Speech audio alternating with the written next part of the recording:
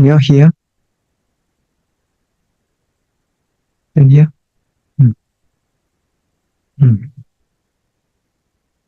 Mm. Okay, so now we are into the third day of the retreat.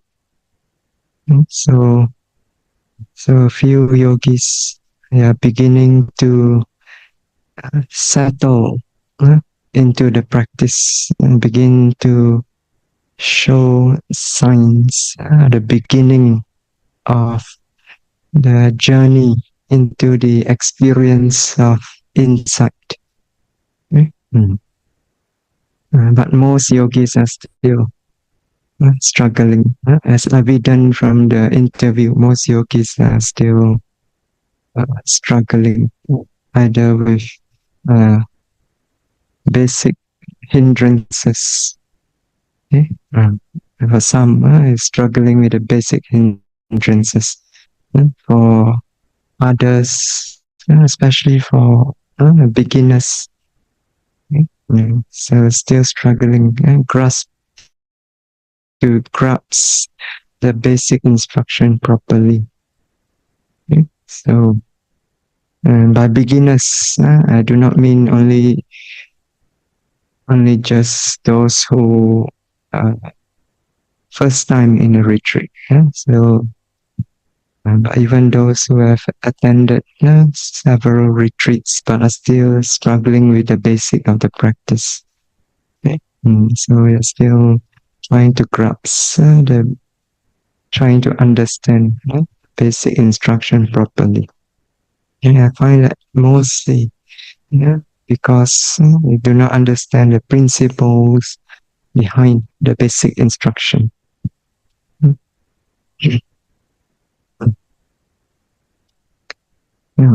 As for problems with the hindrances, we will deal with it mostly during the interview, on a case-by-case basis. So, beginning from today, we will turn our attention to review the basic instruction again. Okay? And in doing so, we'll try to explain some of the basic principles behind the instruction and also basic principles behind the practice in general. So some of the yogis here, are coming here for 3 months retreat. Some are coming for 1 month retreat. And later on also, there will be some yogis who will be coming in for 10 days retreat. So, however long your retreat is, so during your time here in a retreat in this center, so you'll be spending your time, you're spending the duration of your time here, practicing or doing intensive retreat. Intensive retreat and practicing Satipatthana Vipassana meditation intensively. So when we say intensive retreat, means that this is a time for serious, focus, committed spiritual practice, spiritual development, and spiritual striving. So during your time here, you cannot practice lightly. You must not take the practice lightly. You must not take things easy. You must practice seriously, with commitment, with dedication, and also, most importantly, with faith, with saddha. Okay? Otherwise, you'll be wasting your time here. Okay? You don't practice seriously, properly. You'll be wasting your time here, and then you'll come to the end of the retreat without gaining much benefits from the practice. On the other hand, if you practice seriously, practice with commitment, with dedication, with faith, then you may come to the end of the retreat, gaining some benefits from this practice.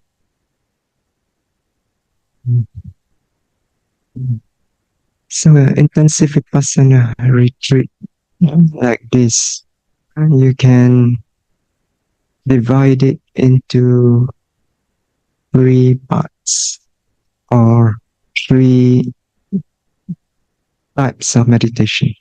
Okay? So first is walking meditation. Okay? And the second is sitting meditation. Okay? And the third is meditation on all the physical activities that you carry out in between walking and sitting meditation. So all these 3, walking meditation, sitting meditation, and meditation on daily activities, they are meditation practices. So the yogis in an intensive retreat like this, so you need to take all these 3 meditation seriously. Okay? So you must not neglect any one of them. Okay? There are some yogis who may do sitting meditation very seriously. But when it comes to walking meditation, they do so only very casually. So they don't take it that seriously. And when it comes to meditation on the daily activities, they take it even more casually. It's time to relax. So, so we must not practice with this attitude. Okay? So you must take all 3 meditation seriously. Each one of them is a meditation practice. Okay? So you must note your daily activities as intensively as you note during the sitting, during the walking meditation. Okay? And you must note the walking meditation as intensively as you do so during the sitting meditation. So noting throughout all the 3 meditation, walking, sitting, and daily activities, it must be carried out intensively. Okay? So noting must not be done casually. So these 3 meditation, walking, sitting, and daily activities. So it covers everything that you do throughout the day, during the retreat. From the moment you wake up in the morning until you fall asleep at night.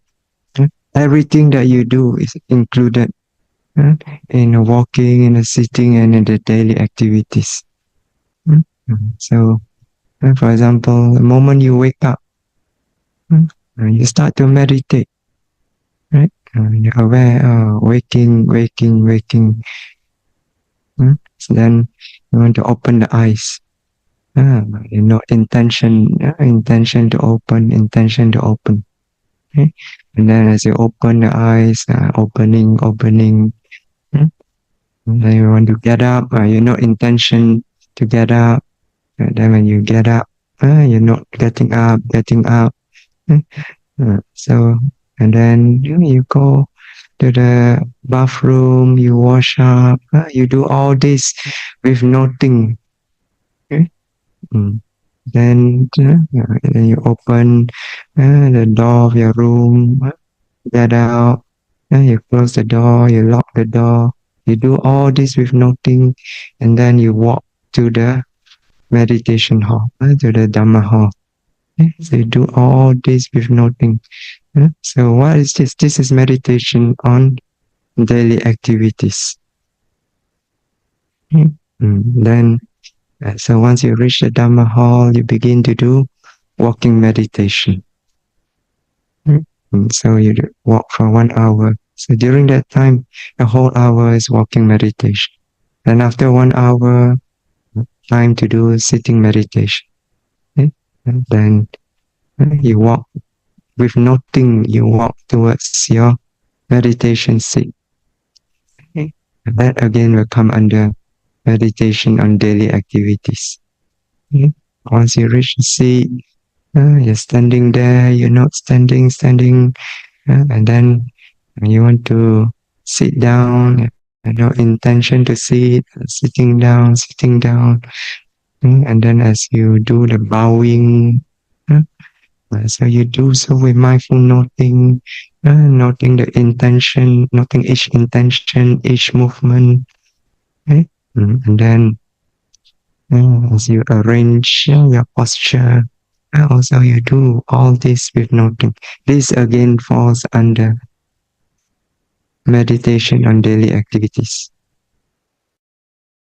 Then after that you meditate for an hour. So it's the sitting meditation. And then after that you finish, get up again. It's again daily activities. Even when you do the chanting, that comes under noting and daily activities. Of course, when you do like metta chanting, at that time, you're sending metta to all beings. At that time, it's not vipassana, nothing. That's metta bhavana. Okay, so all else are under daily activities. Even when you walk to the dining hall, you sit, open the door, you go in, you sit, take your food, and sit down, you start eating. All these are to be done with noting. This comes under daily activities. So throughout the day, we are meditating on sitting meditation, walking meditation, and the daily activities.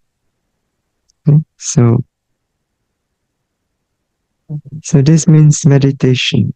The work of mindful noting goes on continuously throughout the day.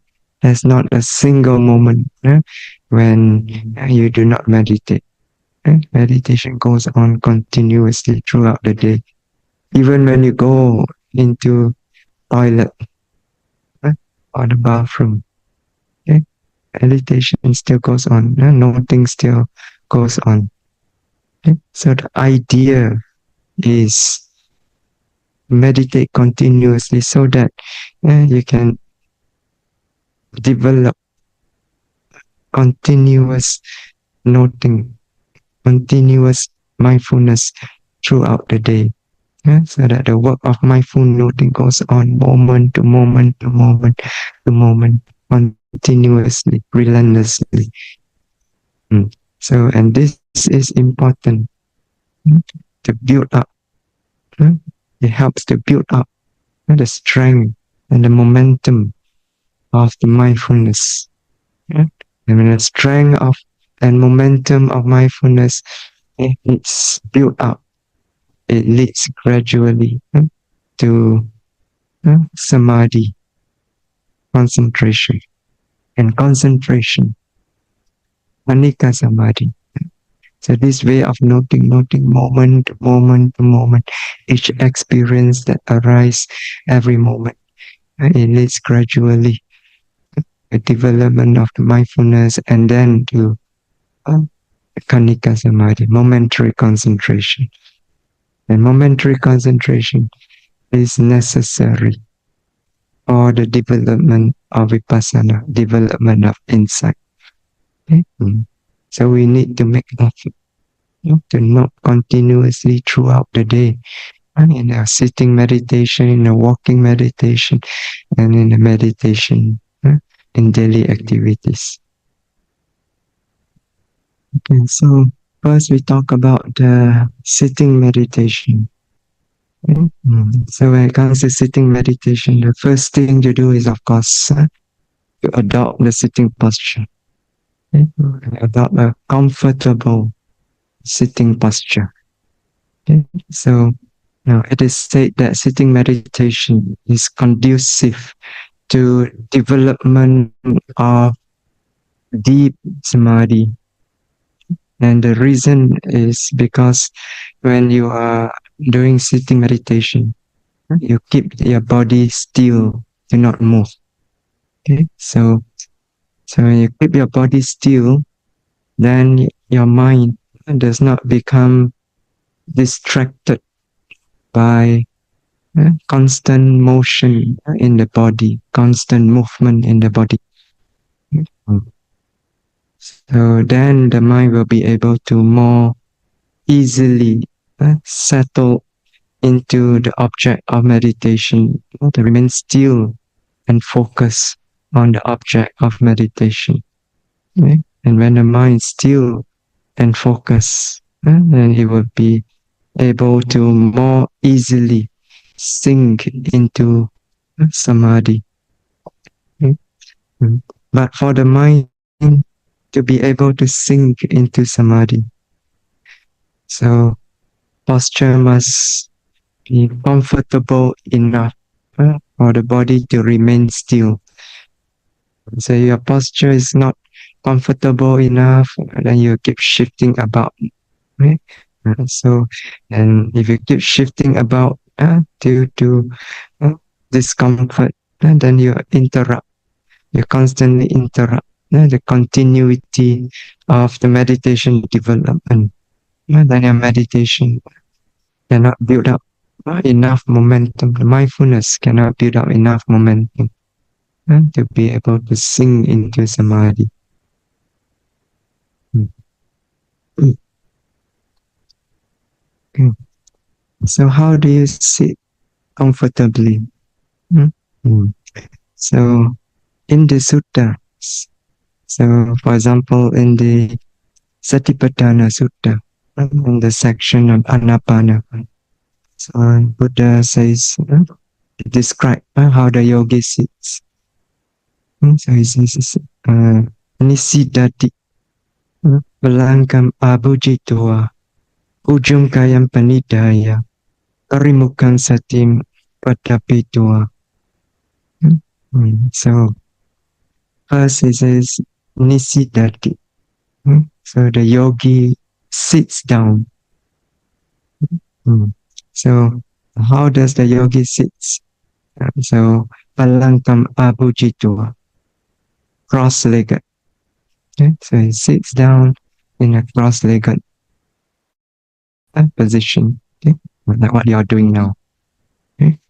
So this sitting posture in a cross-legged position, this is a traditional posture for sitting meditation. Okay? So, and it's a balanced posture that is suitable for development of meditation. Okay? So balance, because when you are seated down, your body is at rest, it is relaxed. Compared to when you're standing or when you're walking, your body is more active.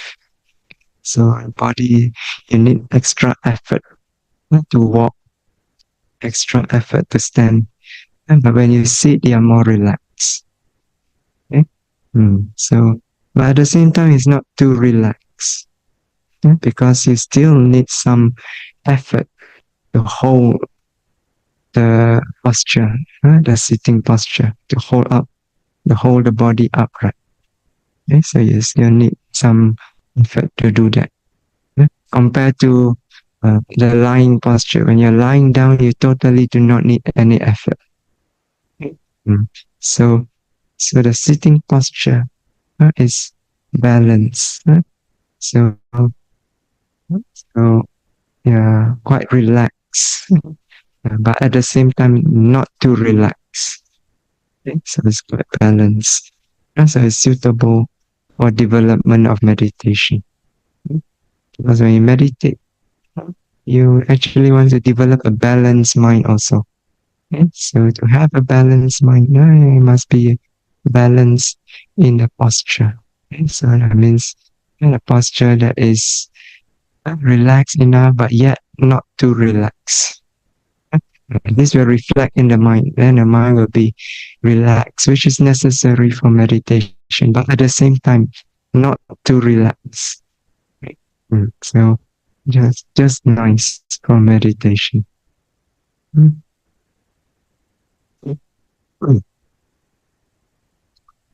But if you have some physical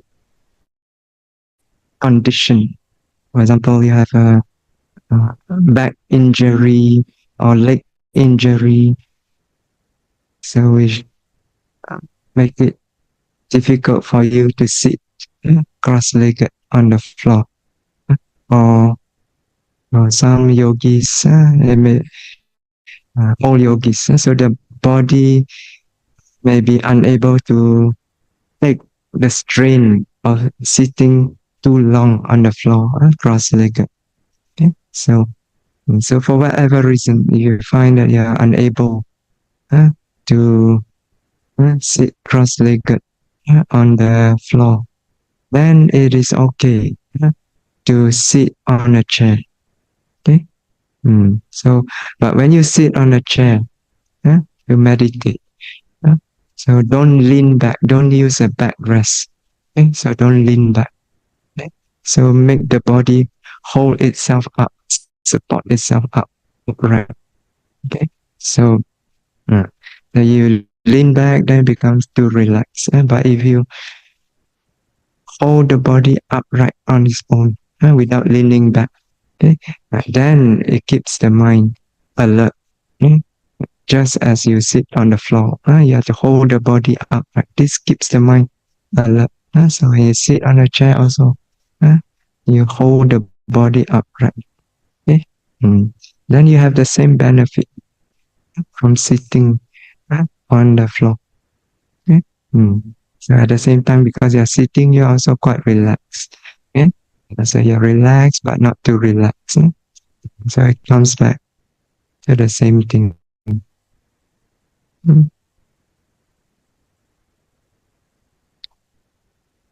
There are 3 ways to cross the leg in the sitting meditation. So the first one is the what we call the full lotus. Okay? So full lotus, for example, you can see the Buddha image. And Buddha is sitting in the full lotus position. Okay, so and the right leg is folded up onto the left thigh, and then the left leg is on the right thigh. So the 2 legs are fully locked together. Okay, so this is the very secure posture, very stable, well balanced. Okay? But provided you can hold the posture, because this is the most difficult posture to hold, the full lotus. If you are not used to it, you fold your legs like this, after 1 minute, 2 minutes, you feel a lot of pain. You will not feel comfortable.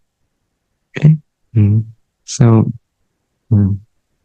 I find that those people who practices who practice yoga and they do all this different kinds of asana.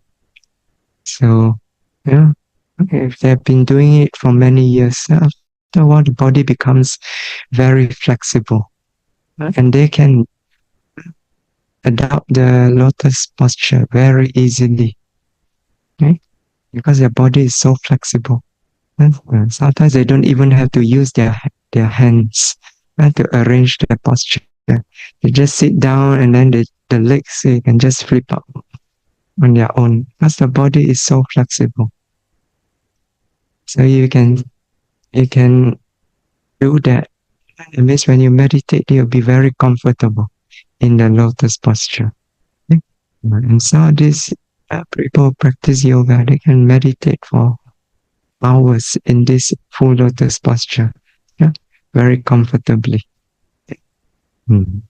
So, but if you are not trained in that, then full lotus is very difficult. So then you can do the other two uh, posture, cross-legged posture. So the next one is what we call the half lotus. So full lotus is like this, the two legs folded on each other. But half lotus is you put one leg on top of the other. Okay, usually it's the right leg on top of the left leg. So that means it's like this, your legs, like that. So the right leg on top of the left leg. Okay? So this is one posture you can adopt. Another one is what we call the easy posture, okay? Or sometimes also called the Burmese posture, because the Burmese use this posture a lot. So that is when you put one leg in front of the other. So both legs are on the floor, one in front of the other. So this is a very stable posture and balance, right? Because your whole base is flat, okay? Because both legs are on the floor. So the whole base is flat. Right? So it's very stable, very balanced also. Mm. Mm. And then the for beginners yogi, or even for those who have just started off, okay, you have not practiced long, just started off. So often I find your body is still not flexible enough. Okay, so when you sit down cross-legged, your knees raise up, high up. So if your knees is high up, then it's not balanced. Okay? So you tend to, because it's raised up, you tend to fall behind. Okay?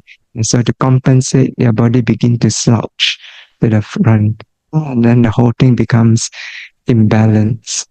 Okay? So in order to help with that, you can raise your buttock with some cushion. Okay? So you don't have cushions, you can ask for more cushions. So ideally you raise the buttock so that it is at least on the same level with your knees, or slightly higher than the knees. Okay? Then your posture will be more stable. Okay? Then there is also another way that in traditional Buddhist countries, sometimes, especially the ladies, they sit with the legs up to the side. So, but this one I don't encourage so much, because when you sit with your legs up to the side, your pelvis is actually uneven. So your pelvis will be, let's say your pelvis, you sit to the side, up to the side. The pelvis will be, one side will be slightly raised, and the other side will be slightly lower. Okay, so it's not even. And then your backbone coming down straight onto it. So it will also be bent slightly. So if you sit too long in this position, if you are young, you may not feel it so much. As you get older and older, you will feel it. Okay. So So I don't encourage this so much. So, so better stick with what the Buddha says. Cross-legged position. Okay, so Nisidati, Palangam Abujitwa, sit down cross-legged. And then after that, Ujung Kayam Panidaya. So Ujung Kayam means the body, upright body. Okay, then Panidaya. Okay, so Panidaya means to have the intention or the wish. Okay? So Ujung Kayam Panidaya means you have the intention or the wish to keep the body upright. You intentionally, deliberately hold the body upright. So normally when you sit, okay, so you don't keep the body upright.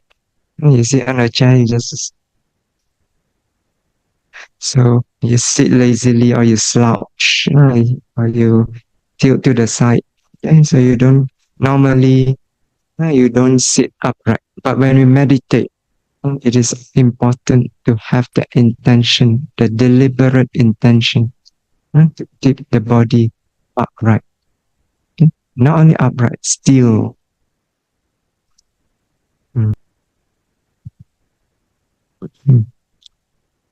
No. But keeping the body upright does not mean that you must unnaturally pull your backbone straight, just completely straight and stiff. No, don't sit like that. Go upright, very straight and stiff. So this is not natural. Okay, so it causes a lot of tension and discomfort in the body. Okay? So it's not conducive to samadhi. Okay? So the commentary explain keeping the body upright means the vertebrae, the little pieces of bones that make up the backbone. So according to commentary, keeping the body upright means this vertebrae and these bones, and they must be arranged one on top of the other. Okay, so if you're in school, if you've been to a biology lab before, you may have seen a model of a skeleton. So you see the model of a skeleton, backbone. So the little piece of bone. So when these bones are stacked one on top of the other, is the backbone completely straight? Is it straight like like a pillar? No, it's not straight like this. It's that on top of one on top of the other is more of a S shape. So you feel your back also. Your back is not like this. Your back is like this. That is the natural alignment of the backbone. Okay? So keeping the body upright means keeping the natural alignment of the backbone. Okay? So you don't pull the backbone straight until it becomes straight like a pillar. So when the body and the backbone is in this natural alignment, this S curve, so the muscles as holding up the spine is also in their natural position. So when they are in their natural position, you feel very relaxed, very comfortable. So when you sit upright, you sit upright like this, but not tense like this, but just relax. And so the body is in the natural position. Okay? You feel there's hardly any tension at all in the spine. It's a very comfortable position. Okay? So your body starts to tilt. Let's say you tilt to the side. The moment you tilt even just a little bit, you start to feel some tension on the spine. When you tilt this way also, you start to feel some tension over here. You tilt to the front, you start to slouch to the front, you start to feel some tension at the back. Okay?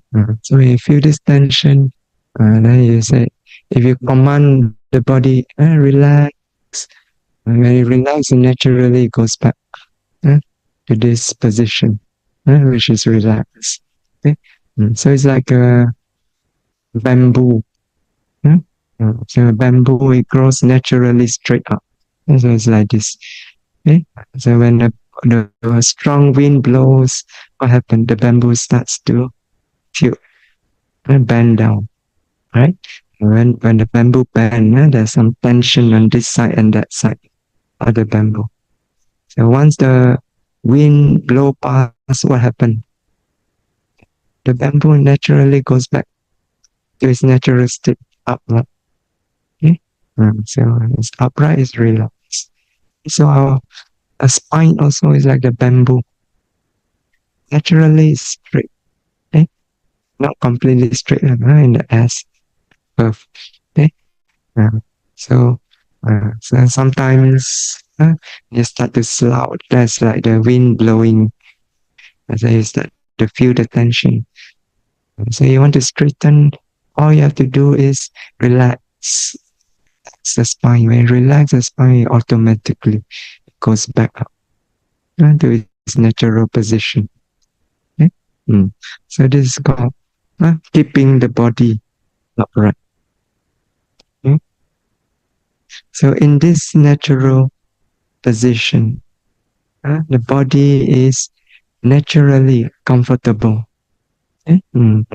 So when the body is comfortable, and the mind will be able to become one-pointed on the meditation object. And then the meditation will develop. So Nisidati Palangta Abhujitua, Ujung Kayam Panidaya, sit down, cross-legged, and then deliberately keep the body right. And then Buddha says, Parimukam Satim Upatapitua.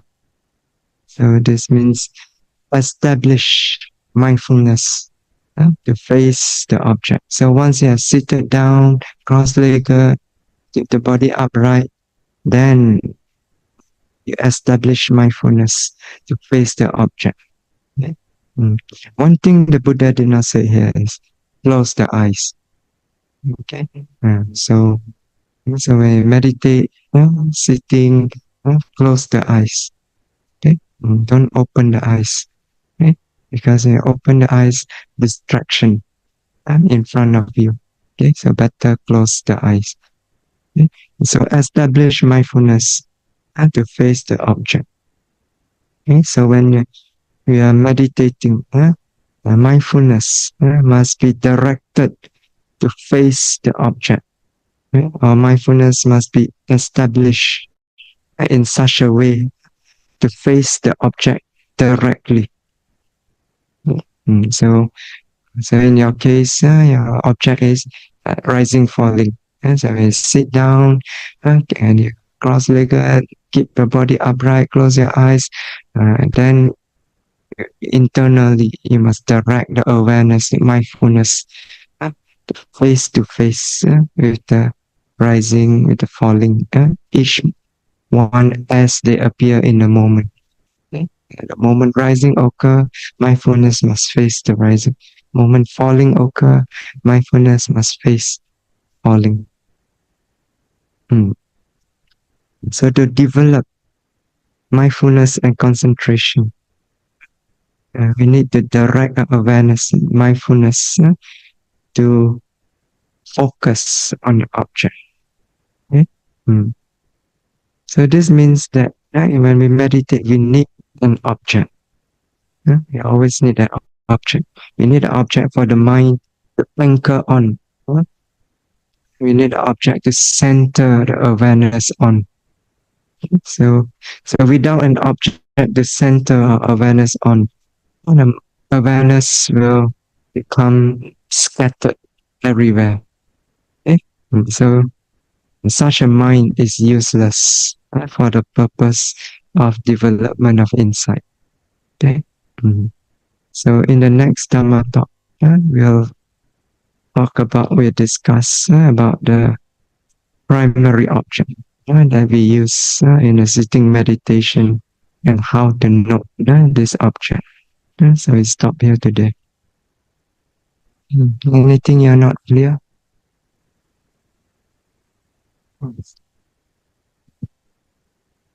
Saya pernah benar-benar menerjemahkan kalimat tahu itu katanya sekitar minta. Sementara pakai JK pembangun itu bagaimana kita Yeah, so you need translation for the question? You understand that? Do you need? So the yogi, one of the yogi asking about parimukkham, because what he understood from parimukkham is face to face. So how Bhante can explain about the rising falling, which is not face to face, because the rising falling is in the abdomen. What he know is object face to face, like normal, exactly face to face. So in this case, I follow because it's in the Mahasi tradition. So I follow the interpretation of our teachers in this tradition. Okay? So, and they say that is to direct the attention towards the meditation object. Okay? So, and I have faith in our teachers because they are very learned teachers that study the scriptures very thoroughly. Okay? So other people may interpret it differently. As in fact, this talking about the face is a very literal translation. Parimukha is the face itself, mukha. Okay, but there are many meanings to this word. Okay? So it's not just like the face literally. So like the manifestation of sati is visaya abhimukha. So this means again mukha. But here it means again face to face with the object. It face to face with the object. It's the manifestation of mindfulness. Yeah, so to translate parimukkham as being face to face with the object is acceptable because this is the nature of mindfulness. Okay? It faces the object. Every time it arises, it faces the object. Okay? So because if you say it's just the face, anapana is okay. Okay? But other meditation objects. So because the Buddha also used this phrase for other Dhamma meditation. Okay? So anapana, yes, is here. Okay? And the other meditation is not here. Like kasina is not here. Kasina is in the mind. Abhimukha. Abhimukha. Oh, yes. Mm. Ada lagi? Yes.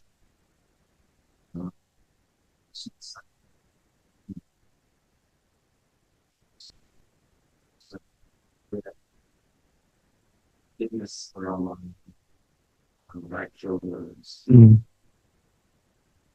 The teacher about with each other. This the sensation of discipline right? You know, it gives me like feeling one more part in my proposal so that I can feel easier. So what's your idea to no semblance. This is uncomfortable. Mm. Translate. So this would come under the nirvana, the unpleasant feeling.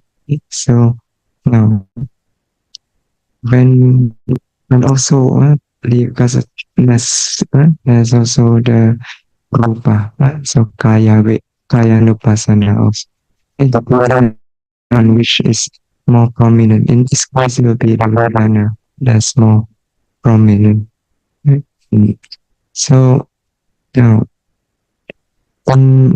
first thing is the attitude. When we know this Vedana, especially Dukkha Vedana, we don't know the attitude of a stomach that go away or disappear. That's not the purpose of noting. The purpose of noting is to see clearly nature, Dhamma, nature, see clearly the nature of this Dhamma. Okay, so you know, for the purpose of finding out clearly the nature of this pain. Okay, so that's important attitude. Okay, otherwise when I'm not near pain, go away, pain.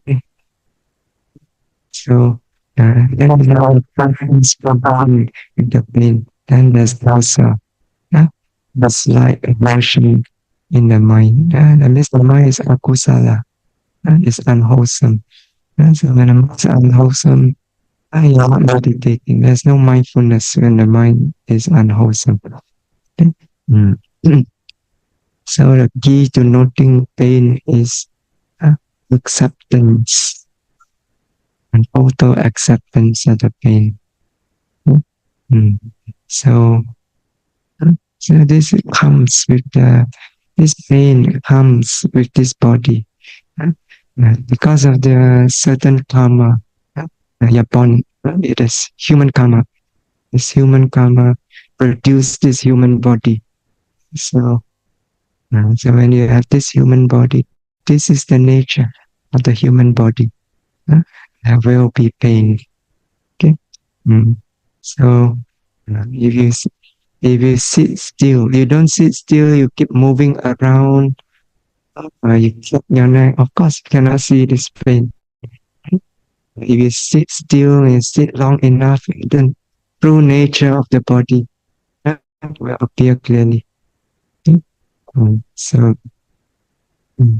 you meditate in order to see clearly this nature. So you accept this is of the nature of the body. Okay? And then you sit still, hold your mind still on the pain, or just watch. Okay? So when you watch the pain, must be completely relaxed. Okay? Don't struggle with the pain, don't fight with the pain. Relax. Okay? So the pain is already so clear. You hardly need to make any effort in order to discern it clearly. You just need to bring the mind there, put it there.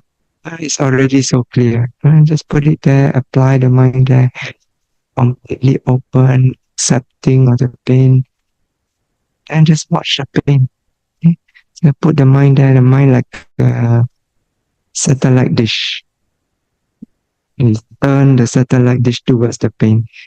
Satellite dish, it just open, doesn't move, it just open. Whatever signal comes, it just receive passively. So you turn your attention to the pain, whatever signal, whatever sensation, nature appear to the mind. You just sit still and then receive those sensations and note it, take note of it. So relax into it. Don't fight with it. So because if you fight with the pain, your mind becomes tense. When your mind becomes tense, your body also becomes tense. So your body become tense, then that sensation, that strain, becomes worse. It's complicated. So it become more painful. If you relax and your body also relax, then gradually it will disappear. Usually it will disappear. Relax, and then you really note it properly. So the noting mind must be relaxed. And just keep observing with that curiosity, wanting to find out nature of this pain. So put your mind there, what is the nature of this pain? First of all, what type of pain is it? Is it pulling pain, twisting pain, poking pain, heat pain? What type of pain is it? And so you observe. And then you observe, does the pain remain still or does it change? Does it increase? Does it decrease? So you keep observing. Watch the nature of the pain. Watch the whole process of the pain going on, moment to moment. And so your mind is clear enough. Then you will be able to discern clearly, as the teacher said. The pain does not remain static. It changes from moment to moment. It don't always remain there. It will arise, then it disappear. Okay? The next moment arise again and then it disappear. Okay? That's what the teacher means, is change. It's anicca. Okay? It disappear. Okay? Disappear, it can arise again. Another one. Okay? And then another one. Okay? You observe. You see the nature. Okay? Okay, it's late already. We stop here today. So y'all can do walking meditation for half an hour and then sit for 45 minutes until 9 p.m.